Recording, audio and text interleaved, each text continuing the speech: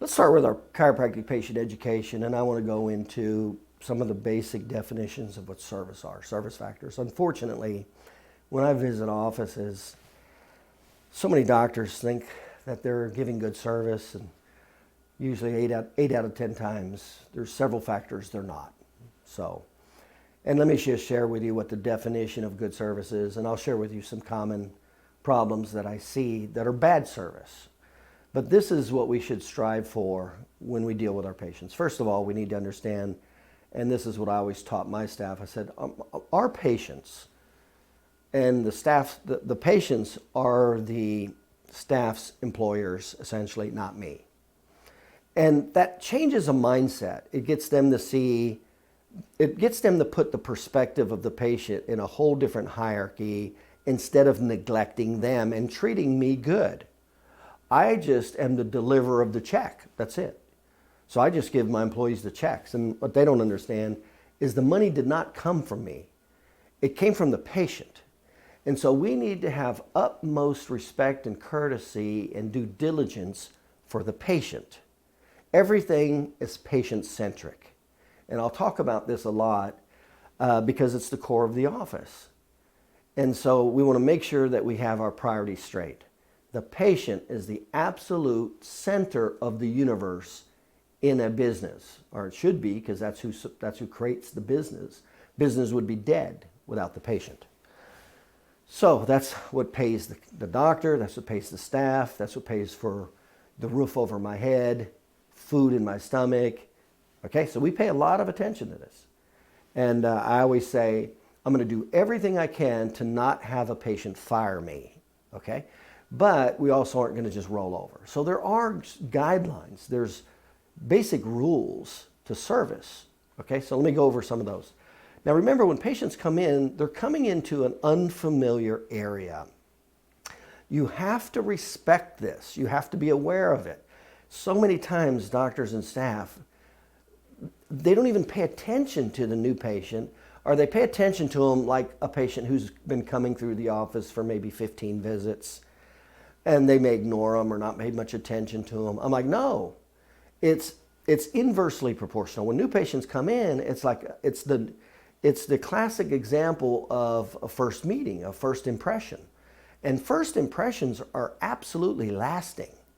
So there's very certain steps that you want to make sure you do and don't do, especially early in the relationship. There's things that I can do later in the relationship. I can have a patient wait an extra 10 minutes if they've been with me for 10 or 15 visits, and they won't think anything of it because they know that's odd and unusual. Where I can't do that with a new patient because they think that's what's normal. And this goes with many factors. So we got to pay a lot of attention to the new patient, to day one, day two, and it all starts on the phone. Everything starts on that phone, the tone of your voice, what you say, what you don't say, is giving an impression. So we're going to spend a lot of time on phone procedures, what to say, what not to say. When they first come into the office, exactly what to say, what not to say. But let's go into the definition of service. And here's what it is. It's you control and lead the patient, you inform the patient, you allow them to make the decisions, and you treat them with courtesy and respect. Now let me go into this. You control the patient. Why do you control the patient? When I go somewhere for a product or service and I'm not familiar with it, I don't want any of those staff members thinking that I can take the lead. I cannot take the lead. I don't know anything about it. I don't know anything about the layout of their store, how they do business. And so the more that they push me to take the lead in anything, the worse the service is. Because I don't want to. I don't know what to do. What I want as a customer, when I go someplace unfamiliar, I want somebody to take me by the hand. I want them to control me, okay, and lead me where I need to go because I'm in an unfamiliar area. Okay, that's control, number one. We have to be in control, not them. They want us to be in control. When I go into a business, I don't want to be in control. Now, I want to be able to make my own decisions and I want to be informed, but I want them to control and lead me through the purchase cycle. That's the importance of control. Now, this is not in any shape or form meant to be abuse. Okay? Which comes down to number 2, lead. You got to lead them. That reminds me today, I just took a suit to have it dry cleaned today. I walk in, nobody's there initially. I'm like, well, I don't like that. Then finally somebody comes over, and then they say, now remember, I don't know their business. I don't know what to do or expect. I mean, I have a vague idea. And she just stands there. I'm like, tell me what to do. Tell me what to do. It's your business. I don't know your process. See, and that's called bad service. I shouldn't have to think that way. I shouldn't have to act that way. I should have that person come over and lead me. In other words, have me do A, B, C, and D. That's what they should do. Do this, then this, then this, then this. Okay? So we want to lead all of our patients.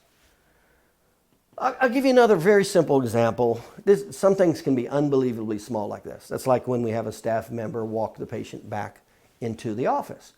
Well, you got to remember, this is an unfamiliar area, and going back into the office is, that's more sacred ground. That's not the waiting room, and it's definitely not outside on the sidewalk.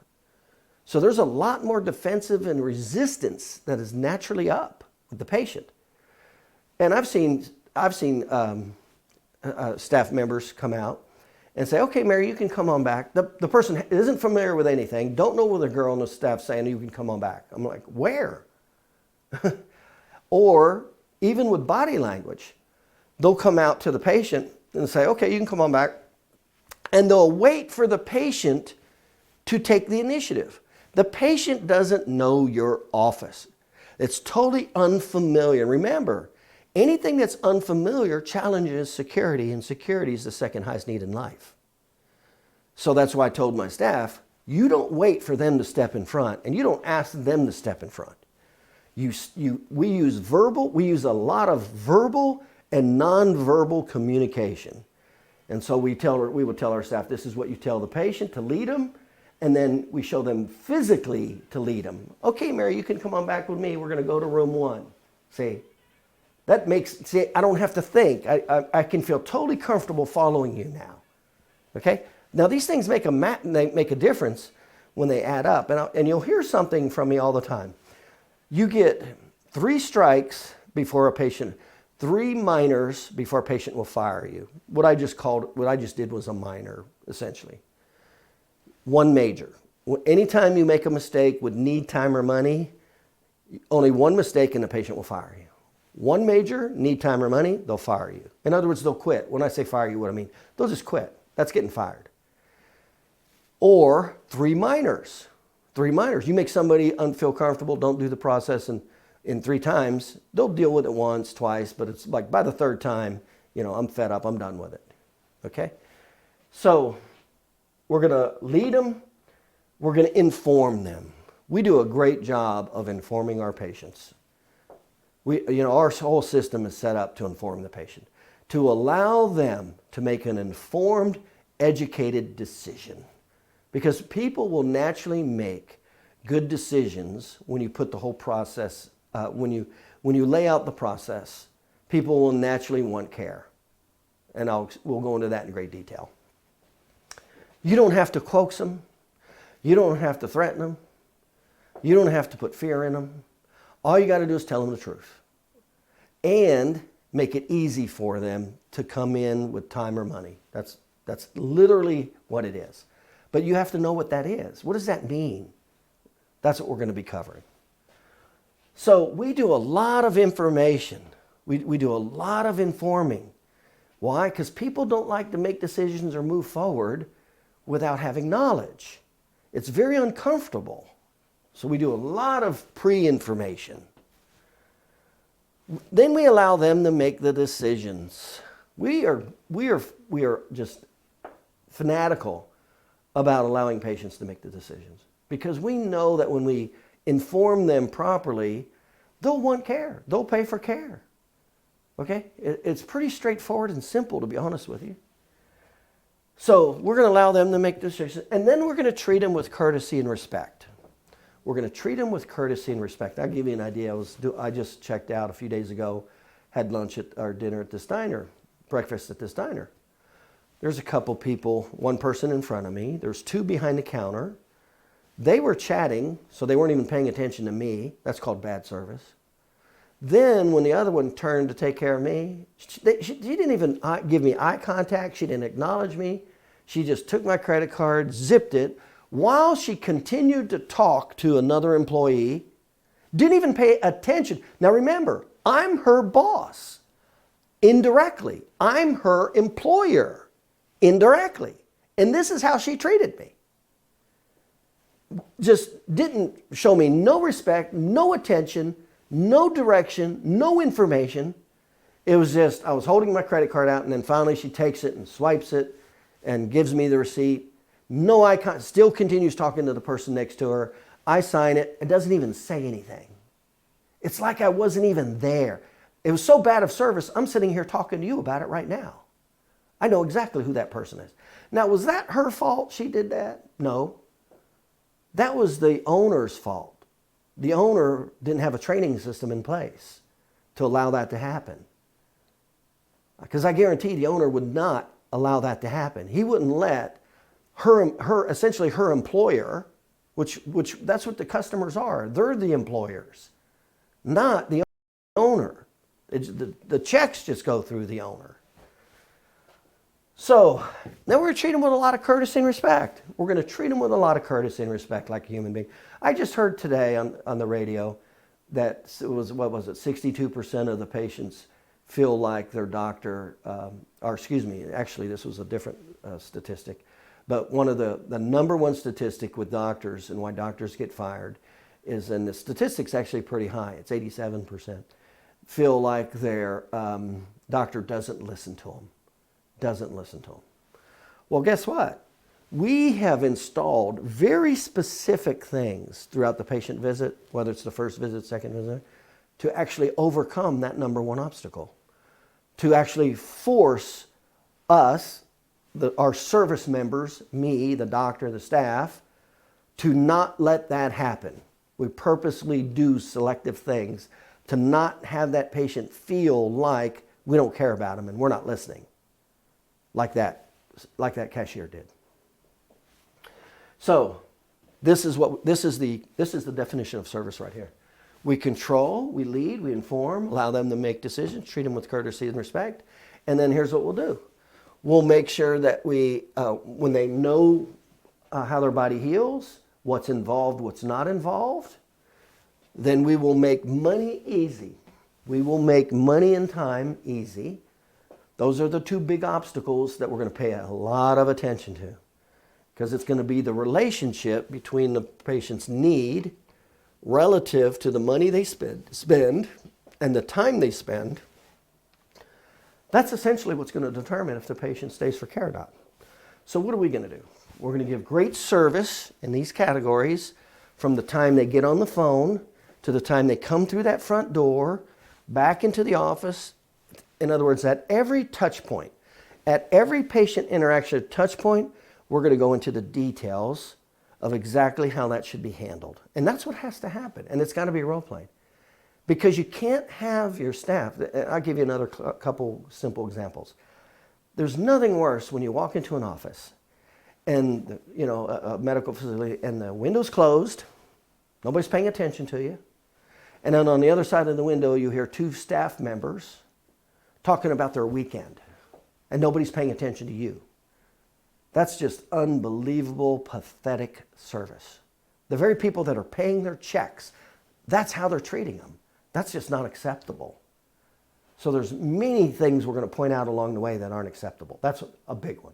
So we pay attention to all of our patients, and I'm going to show you how and why through each interactive step point.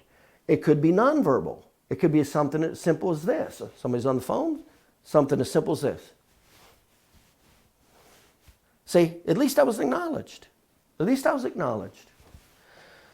Okay, so this is the formula we're going to pay a lot of attention to. We're going to make sure they're highly informed on what we can and cannot do for their problem, how their body heals, what therapies we're going to use to help them, and what they can expect. That's number one. And we're going to do it in this format here. And then we're going to go absolutely out of our way to make sure it's affordable. The goal is to not have anybody not afford care. And that's what we do. I never, in all my years of practicing, ever turned a patient away because they could not afford care. Ever. Never. We don't have to.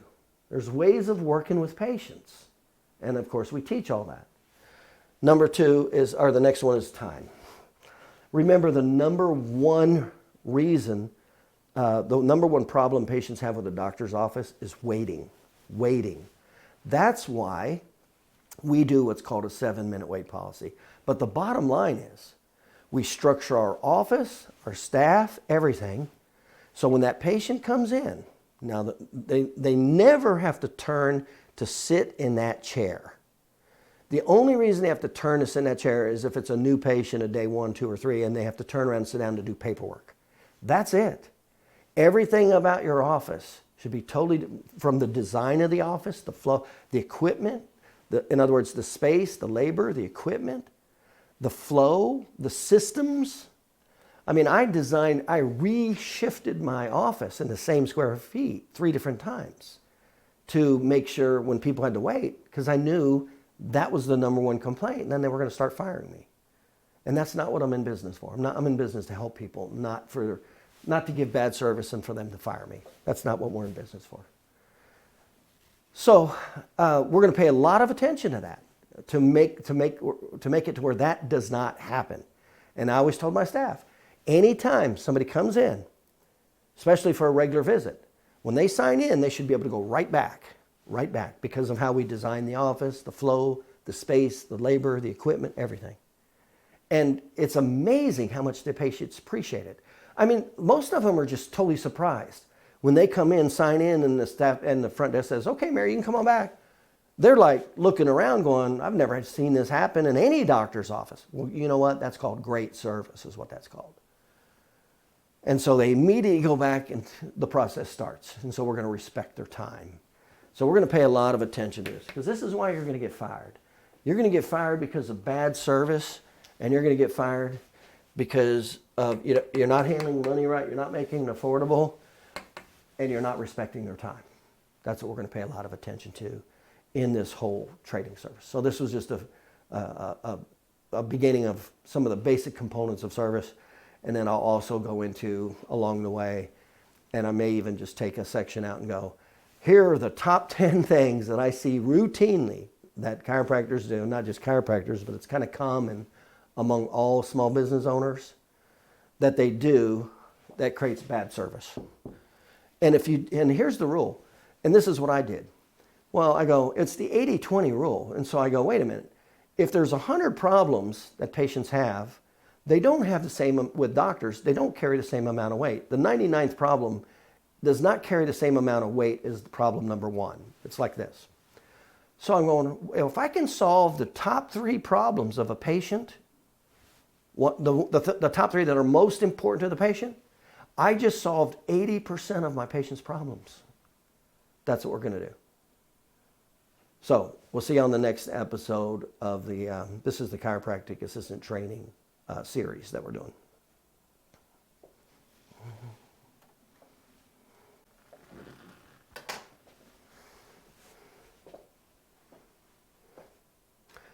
So welcome to the Chiropractic Assistant Training. And what the goal here is to help support the doctors with the associate doctors and staff training with all these different procedures.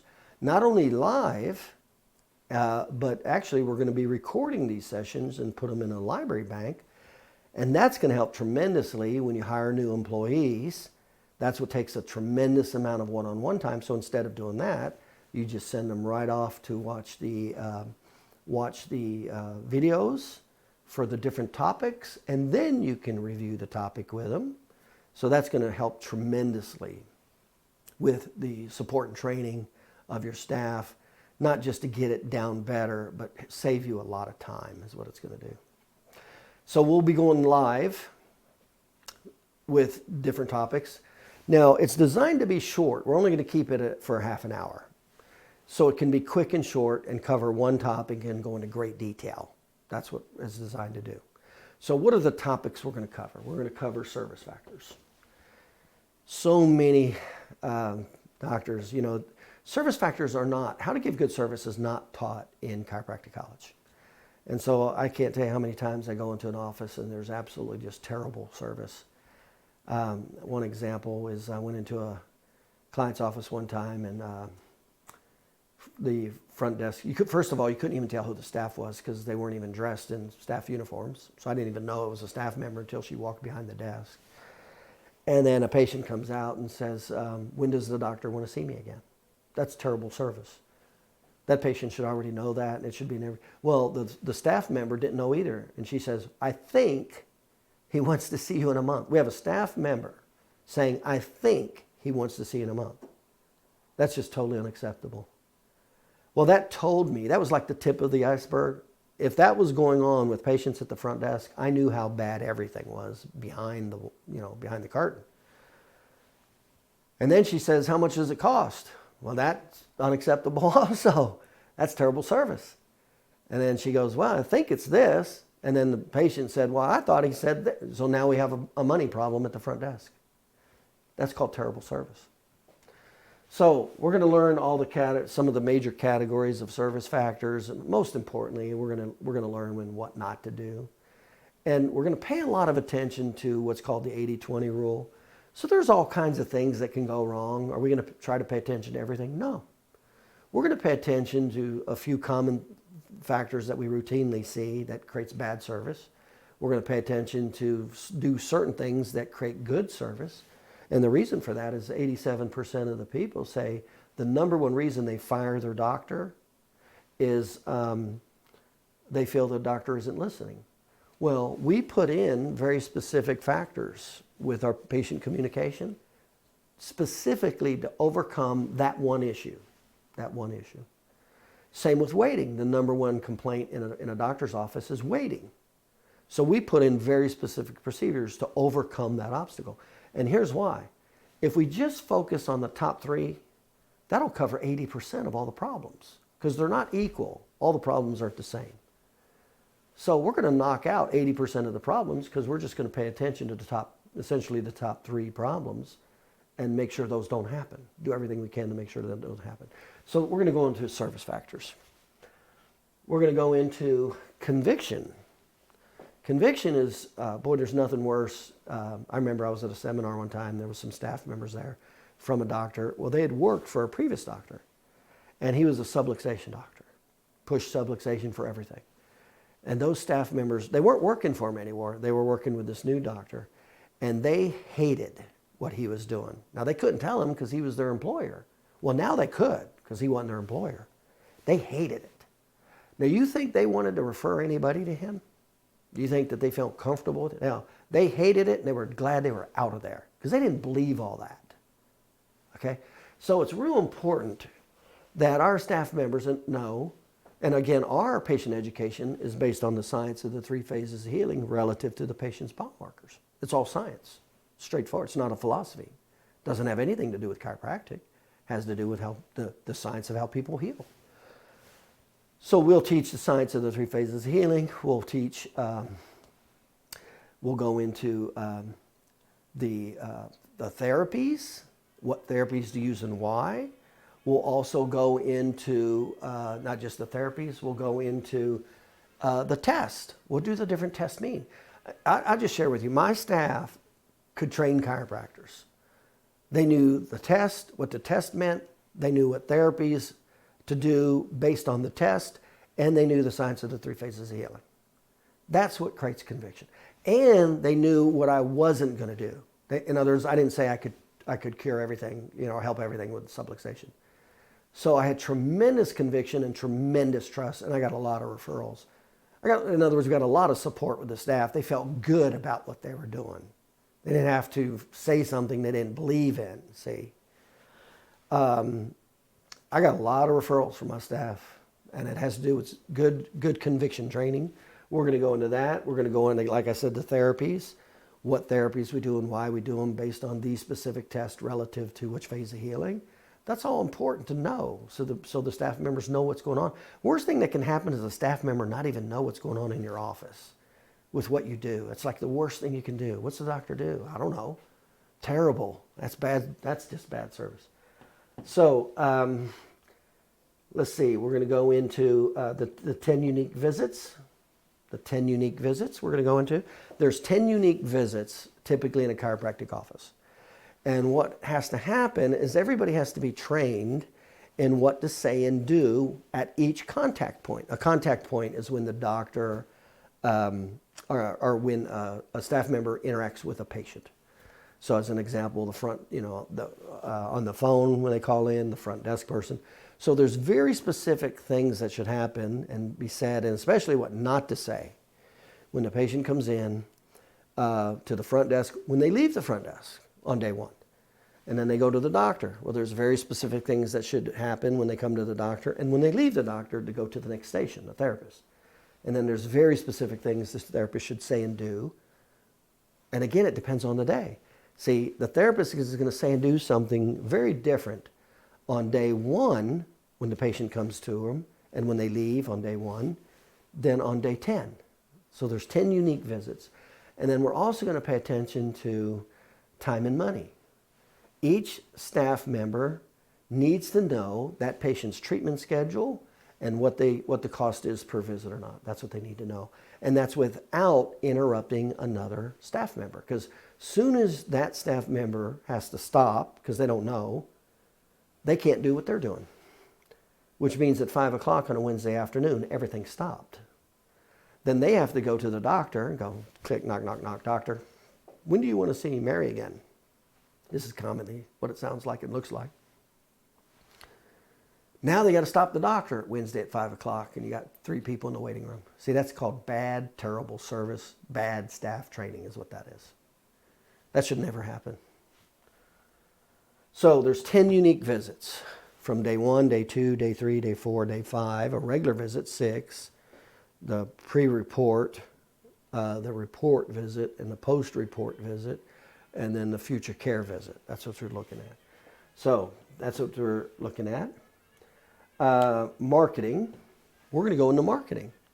We're going to go in all the internal marketing, exactly what's involved.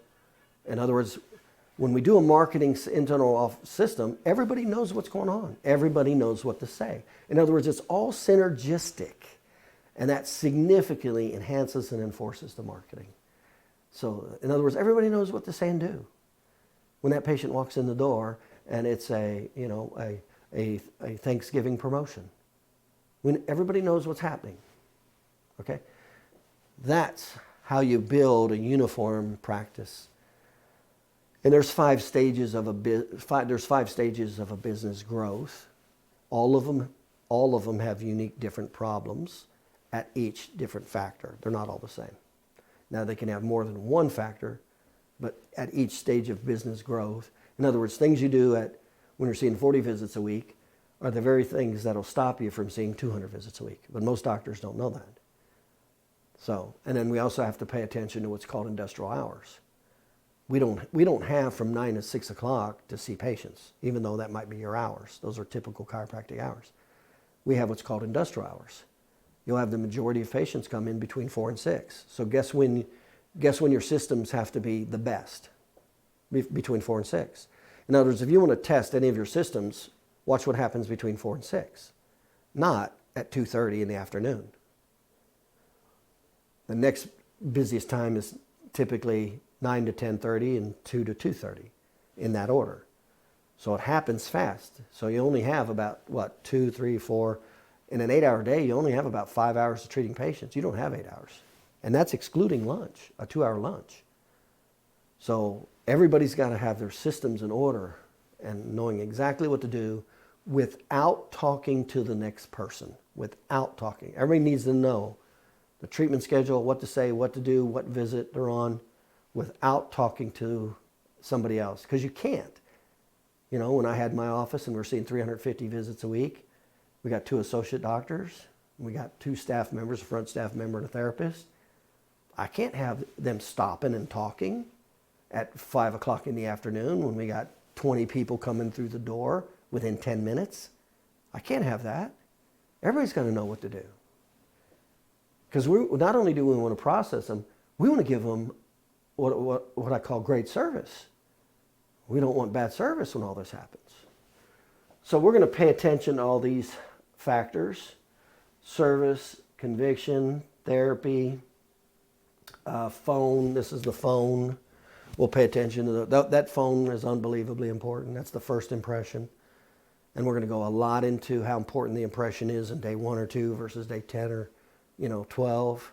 Very, very different what I can and can't say in day 1 or 2 versus day 10 or 12. And so many doctors treat everybody the same. You can't do that. So these are all the categories we'll cover.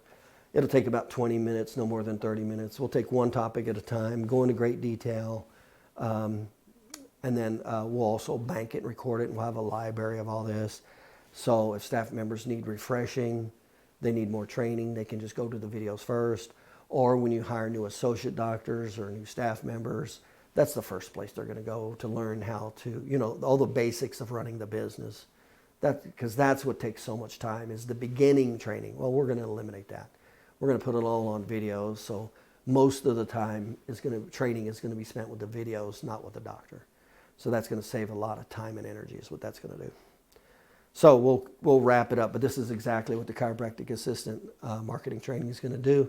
So it's only going to be very short, no more than 20 to 30 minutes, tackle one topic at a time. The topics are typically service, conviction, therapy, phone, each of the unique visits, and especially the marketing, what's happening in the marketing. So that'll conclude today, and then we'll just pick up on the next topic in the next episode.